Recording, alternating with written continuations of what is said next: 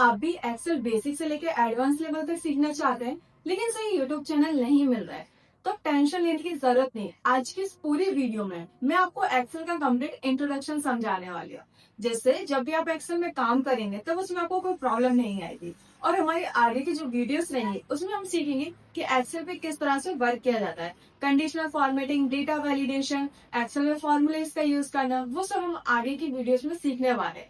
तो आज हम सीखते हैं एक्सेल का इंट्रोडक्शन। तो चलिए स्टार्ट करते हैं।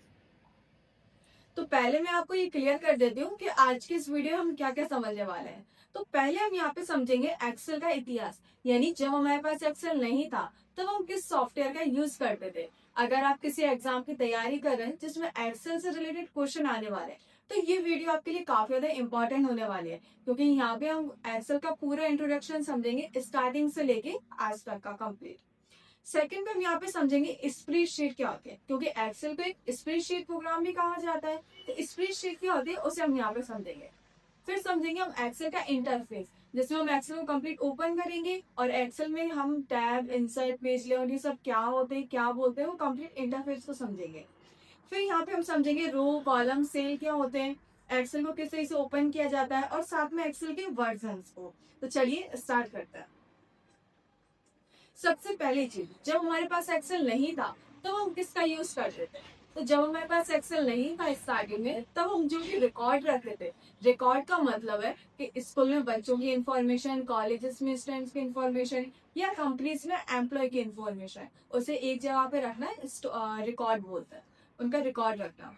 तो पहले जो रिकॉर्ड रखा जाता था वो रजिस्टर पे रखा जाता था, लेकिन रजिस्टर पे काफी सारी प्रॉब्लम्स आती थी। किस तरह की प्रॉब्लम, कि रजिस्टर का खो जाना, या फिर आपको कोई पुराना रिकॉर्ड फाइंड करना है तो उसमें आपको बहुत सारे रजिस्टर को देखना पड़ता था, या रजिस्टर का फुल हो जाना, गुम हो जाना, ये प्रॉब्लम आपको रजिस्टर में देखने को मिलती थी। तो इसी प्रॉब्लम को सॉल्व करने के लिए 1979 में डैन ब्रेकलिन और बॉब फ्रंस्टॉन ने एक फिजिकल सॉफ्टवेयर बनाया। इस सॉफ्टवेयर के अंदर हम हमारे ऑफलाइन जो भी हमारे पास रिकॉर्ड है उसे आप फिजिकल सॉफ्टवेयर के अंदर इजिली एक जगह पे स्टोर करके रख सकते हैं। अब फिजिकल सॉफ्टवेयर क्या था? फिजिकल सॉफ्टवेयर जैसा भी हम एक्सेल का यूज करते हैं उसी तरह से एक फिजिकल सॉफ्टवेयर था, लेकिन ये इतना ज्यादा पावरफुल नहीं था। इसमें आप क्या कर सकते हैं, इस तरह से टेबल बना के अपने डेटा को रख सकते हैं। यहाँ पे जो लिखा है 1 2 3, ये जो हॉरिजॉन्टल लाइन है इन्हें हम बोलते हैं रो, और जो लिखा है ABCD, ये जो वर्टिकल में लिखे हैं इन्हें हम बोलते हैं यहाँ पे कॉलम्स। तो फिजिकल सॉफ्टवेयर के अंदर आप इस तरह से रो कॉलम्स बना के अपने डेटा को रख सकते हैं। तो ये थोड़ा सा फिजिकल सॉफ्टवेयर था, लेकिन जैसे जैसे समय निकलता गया तो इस सॉफ्टवेयर में हमें कुछ प्रॉब्लम्स देखने को मिली। अब हम समझते हैं इस सॉफ्टवेयर में हमें क्या प्रॉब्लम्स देखने को मिली। पहली प्रॉब्लम ये थी कि इसमें जो कैलकुलेशन थी वो काफी ज्यादा बेसिक थी, यानी एडवांस लेवल की कैलकुलेशन आप इसमें नहीं कर सकते। सेकंड, इसमें ग्राफ्स का यूज नहीं हो पाता था, यानी अगर आपको ग्राफ वगैरह बनाना है तो आप इसमें नहीं बना सकते। थर्ड, इसमें एडवांस फीचर्स नहीं थे। तो ये कुछ प्रॉब्लम फिजिकल सॉफ्टवेयर में थी। तो इस प्रॉब्लम को सॉल्व करने के लिए 1983 में सॉफ्टवेयर इंजीनियर जिनका नाम था मिच कपूर, उन्होंने एक सॉफ्टवेयर बनाया लोटस। ये लोटस उस टाइम काफी ज्यादा पॉपुलर हुआ था और इसके काफी सारे वर्जन भी आए थे, क्योंकि ये फिजिकल सॉफ्टवेयर से काफी ज्यादा एडवांस था। अब इसमें ये तीन चीजें समझना है। पहला, इसमें जो था आपको स्प्रेडशीट आपको देखने को मिली थी। स्प्रेडशीट का मतलब होता है कि किसी भी सॉफ्टवेयर के अंदर आप अपने डेटा को रो टेबल के फॉर्म में रख सकते हैं, उसे हम बोलते हैं स्प्रेडशीट। सेकंड, इसमें ग्राफ्स एंड चार्ट का यूज किया गया है, यानी अगर आपके पास कोई सेल्स का डेटा है तो उसे आप चार्ट के, ग्राफ्स के थ्रू इजी प्रेजेंट कर सकते हैं। थर्ड, डेटाबेस, जिसमें आपको फिल्टर, शॉर्ट के ऑप्शन मिल गए। फिल्टर का मतलब है कि आपके पास काफी सारा डेटा है, उसमें से आपको अपनी जरूरत का डेटा एक अलग करना है, तो आप इजिली उसे फिल्टर कर सकते हैं। तो ये कुछ एडवांस ऑप्शन थे जो हमें लोटस सॉफ्टवेयर में मिले, लेकिन जैसे जैसे समय निकलता गया तो इसमें भी कुछ प्रॉब्लम्स आने लगी। तो इसमें क्या प्रॉब्लम थी? तो इसमें पहली प्रॉब्लम थी कि ये अलग अलग डेटा को मैनेज नहीं कर पा रहा था। यानी क्या होता है कि हमारे पास काफी सारा अलग अलग डेटा आ जाता है, तो लोटस सॉफ्टवेयर इतने बड़े डेटा को और इतने अलग अलग तरह के डेटा को मैनेज नहीं कर पा रहा था। और जैसे समय बढ़ता है तो डेटा भी काफी ज्यादा बढ़ता जाता है, हमारे पास कुछ एडवांस ऑप्शन की हमें जरूरत पड़ती है, तो वो इतने सारे एडवांस ऑप्शन इस सॉफ्टवेयर में नहीं थे। तो अभी तक हमने यहाँ पे क्या समझा कि सबसे पहले जो रिकॉर्ड रखा जाता था किस पे रखा जाता था, रजिस्टर पर। फिर सेकंड हमने क्या समझा, फिजिकल सॉफ्टवेयर के बारे में। और तीसरा हमने यहाँ पे समझा लोटस। अब हम समझने वाले हैं फाइनल एक्सेल के बारे में। तो जो लोटस सॉफ्टवेयर में जो प्रॉब्लम थी उसे सॉल्व करने के लिए माइक्रोसॉफ्ट कंपनी ने अपने एक सॉफ्टवेयर बनाया जिसे हम बोलते हैं एक्सेल। एक्सेल में हम क्या कर सकते हैं, आप डेटा एंट्री का काम कर सकते हैं। डेटा एंट्री का काम मतलब होता है कि आपके पास कोई ऑफलाइन रिकॉर्ड है जिसमें स्टूडेंट नेम, फादर नेम्स, उनका एड्रेस, मोबाइल नंबर, उनकी सारी इंफॉर्मेशन रखिए। उस इंफॉर्मेशन को आप एक्सेल के अंदर आपको रखना है, उसे हम बोलते हैं डेटा एंट्री। आगे की वीडियोस में आपको डेटा एंट्री पे प्रॉपर कैसे काम करना होता है वो भी बताया जाएगा। फिर ऑटो कैलकुलेशन, यानी आपको सभी पे सेम फॉर्मूला अप्लाई करने की जरूरत नहीं है, एक बार आपको फॉर्मूला लगाना है सभी को ऑटोमेटिक लग जाएगा। ग्राफ एंड चार्ट काफी ज्यादा इसमें अट्रैक्टिव बनाए गए। फॉर्मेटिंग, यानी डेटा को एडिट करने के लिए, डेटा को काफी अच्छे से प्रेजेंट करने के लिए फॉर्मेटिंग को काफी ज्यादा बेहतर किया गया। फिल्टर एंड शॉर्ट का ऑप्शन ऐड किए गए। साथ में पासवर्ड सिक्योरिटी, यानी आप अपने एक्सेल की शीट में पासवर्ड भी लगा सकते हैं। इससे क्या आपका डेटा काफी ज्यादा सिक्योर हो जाएगा, कोई भी उसमें छेड़खानी नहीं कर पाएगा। अब आगे समझते हैं।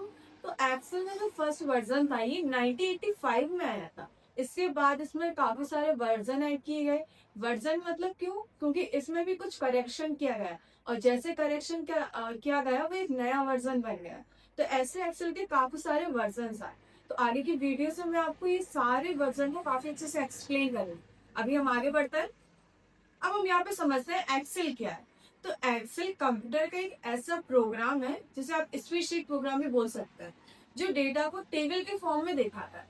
तभी हमने यहाँ पे समझा टेबल क्या होती है। टेबल मतलब आप अपने डेटा को रो कॉलम में अरेंज करके रख सकते हैं। इसमें हम नंबर, डेट, फॉर्मूले, ऑटोमेटिक कैलकुलेशन ये सब कर सकते हैं।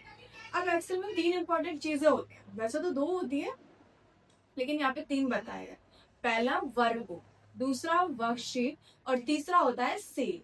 वर्कबुक क्या होते हैं, तो जब आप एक्सेल ओपन करते हैं तो पूरी फाइल को वर्कबुक कहते हैं। एक वर्कबुक के अंदर काफी सारी शीट हो सकती है, वर्कशीट हो सकते हैं। जैसे हमारे पास रजिस्टर होता है उसमें काफी सारे पेज होते हैं, वैसे ही जब आप एक्सेल को ओपन करते हैं तो उसमें वर्कबुक ओपन होती है। और आपने ध्यान दिया होगा कि एक्सेल के नीचे का ऑप्शन होता है शीट का, उस पर आप क्लिक करते हैं तो आपके पास काफी सारी शीट है जाके, तो वो होती है हमारी वर्कशीट जिसके अंदर हम क्या करते हैं, वर्क करते हैं। तीसरा सेल, तो जहाँ पे भी रो और कॉलम मिलते हैं वहां पे एक बॉक्स बनता है और उस बॉक्स को हम क्या बोलते हैं, सेल बोलते हैं। और आप जो डेटा लिखते हैं वो आप सेल के अंदर ही लिखते हैं। और थोड़ा सा आगे बढ़ते हैं। तो यहाँ पे बताया गया है स्प्रेडशीट क्या होती है। तो स्प्रेडशीट एक ऐसी शीट जो डेटा को रो कॉलम के अंदर मतलब एक ऐसी शीट होती है जिसमें डेटा को रो कॉलम्स के अंदर लिखा जाता है।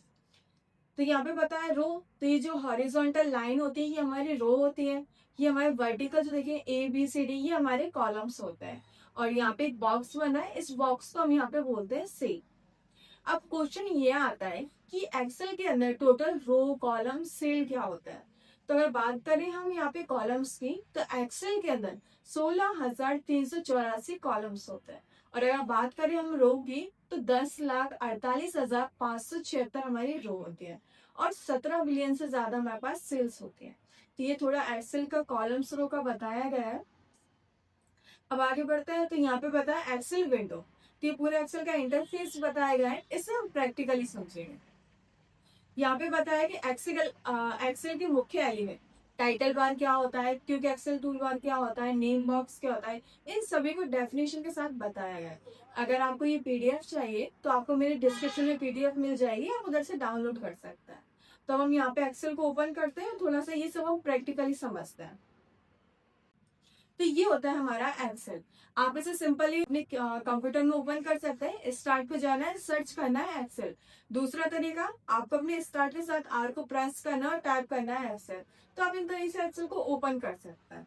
तो यहाँ पे सबसे पहले हमें ऊपर मिलता है माइक्रोसॉफ्ट एक्सेल, ये होता है हमारा टाइटल बार। तो जब भी आप अपनी फाइल को सेव करते हैं तो यहाँ पे हमारी फाइल का नेम शो होता है। जैसे अभी क्या आ रहा है, बुक टेल, ये फाइल मेरी बुक टेल के नाम से सेव है। फिर उसके बाद हम यहाँ पे आएंगे तो यहाँ पे हमें मिलते हैं काफी सारे tab, file, home, insert, page layout, इन्हें हम बोलते हैं टैब। आप इन्हें मेन्यू बार भी बोल सकते हैं। यहाँ पे हर एक टैब का काम अलग अलग होता है। जैसे बात करें होम टैब की, तो होम टैब में आपको सारे होम जो भी आप टैक्स लिखते हैं उससे रिलेटेड ऑप्शन मिलता है। जैसे अभी मैंने यहाँ पे लिखा रा, इसका मुझे साइज इंक्रीज करना है, तो यहाँ पे हम 11 पे क्लिक करेंगे और यहाँ से हम इसके साइज को इंक्रीज कर सकते हैं। फिर यहाँ पे आपको फ़ॉन्ट का ऑप्शन मिल जाता है कि आपका जो टेक्स्ट है उसका आपको फ़ॉन्ट क्या रखना है। तो देखो जैसे अभी मैं फ़ॉन्ट को यहाँ पे सेलेक्ट कर रही हूँ तो टेक्स्ट का स्टाइल यहाँ पे चेंज होता जा रहा है। तो यहाँ से आप इसका फ़ॉन्ट साइज चेंज कर सकते हैं। एंड फिर यहाँ पे आपको मिलता है बी। बी का मतलब होता है बोल्ड। कई बार क्या हम इसमें डेटा बनाते हैं तो उसकी जो हेडिंग होती है उसे हम थोड़ा सा बोल्ड रखते हैं यानी गहरा। तो जैसे ही आप इसमें क्लिक करेंगे तो आप देखोगे कि आपका टेक्स्ट यहाँ पे थोड़ा सा गहरा लिखा हुआ है। फिर आपको मिलता है यहाँ पे आई। आई का मतलब होता है इटैलिक। तो यहाँ से आप अपने टेक्स्ट को इटैलिक कर सकते हैं। तो ये कुछ आपको होम टैब में मिल जाते हैं। बाकी इंसर्ट पे जब हम आएंगे तो यहाँ पे आपको सारे ऑप्शन मिलते हैं इंसर्ट वाले, यानी कि इंसर्ट का मतलब होता है किसी चीज को लेकर आना। तो अगर आपको एक्सेल के अंदर पिक्चर्स लेकर आनी है, शेप वगैरह इंसर्ट करना है, कोई फाइल की लिंक ऐड करनी है, टेबल वगैरह ऐड करनी है, तो ये सारे ऑप्शन आपको यहाँ पे इंसर्ट टैब पे मिलेंगे। फिर आपको यहाँ पे मिलता है पेज लेआउट। तो पेज लेआउट का मतलब है पेज के सारे ऑप्शन, पेज को किस तरह से प्रिंट करना है, पेज का साइज क्या रखना है, मार्जिन क्या रखना है, ये सारे ऑप्शन आपको पेज लेआउट में मिलते हैं। इस तरह से हर एक टैब का काम यहाँ पे अलग अलग होता है। अब थोड़ा सा हम इस इंटरफेस की बात करते हैं। तो ये जो लिखा है 1 2 3 ये हमारी क्या हो जाएंगी रो। यहाँ पे लिखा है ABCD ये क्या हो जाएंगे हमारे कॉलम। और जहाँ पे भी रो कॉलम बन रहे हैं वहां पे एक बॉक्स बन रहा है, उस बॉक्स को हम क्या बोलेंगे सेल, जिसके अंदर आप क्या कर सकते हैं कोई भी डेटा लिख सकते हैं। अब तो यहाँ पे समझते हैं कि हर एक सेल का यहाँ पे नेम होता है। नेम का मतलब है जैसे इस सेल की बात करें तो इसका नाम है यहाँ पे F5। इसका बात करें तो इसका नाम है K3। आपको नेम देखने के लिए यहाँ पे चेक करना है पहले कॉलम कौन सा है। जैसे इसका कॉलम कौन सा है M। अब चेक करना है ये रो कौन सी है 4, तो इसका नाम हो जाएगा M4। अब आप लोगों के माइंड में क्वेश्चन आ रहा होगा कि मैं ये सेल के नाम आपको क्यों बता रही हूँ।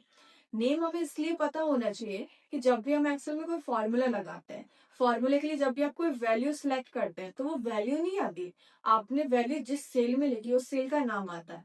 जैसे अभी मैंने यहाँ पे लिखा 6 एंड यहाँ पे लिख दिया 8। अब इन दोनों को मुझे प्लस करना है तो सबसे पहले हम क्या करेंगे इक्वल लगाएंगे। एक्सेल के अंदर जब भी आप कोई फॉर्मूला लगाते हैं तो सबसे पहले आपको यहाँ पे बराबर लगाना होता है। अब हम क्या करेंगे यहाँ पे 6 को सिलेक्ट करेंगे तो यहाँ पे 6 नहीं आएगा बल्कि सेल जिस सेल के अंदर लिखा है उस सेल का नेम आएगा। अब मैंने 6 को सिलेक्ट किया तो क्या नाम आ रहा है यहाँ पे H7, क्योंकि 6 नंबर जो है वो हमारे H7 सेल के अंदर लिखा गया है। अब हम यहाँ पे प्लस का साइन लगाएंगे, 8 को सिलेक्ट करेंगे तो 8 नहीं आएगा, 8 आपने जिस सेल के अंदर लिखा है उस सेल का नाम आएगा, यानी कि K4। तो इसलिए मैं आपको बोल रही हूँ यहाँ पे आपको हर एक सेल का नाम पता होना चाहिए। तो इससे आपको यहाँ पे पता चल जाएगा कि आपने सेल सही सिलेक्ट किया है या फिर नहीं। एंटर करेंगे तो हमें यहाँ पे टोटल मिल जाएगा। अब आप सोच रहे होंगे कि इतने सारे जो सेल हैं इनके नाम हम कैसे याद रखें। तो सिंपली आपको बस ये चेक करना है कॉलम कौन सा है और रो कौन सी है, या फिर आपको यहाँ पे ऊपर नेम बॉक्स मिलता है, इस नेम बॉक्स के अंदर आपको यहाँ पे सेल का नेम शो हो जाता है।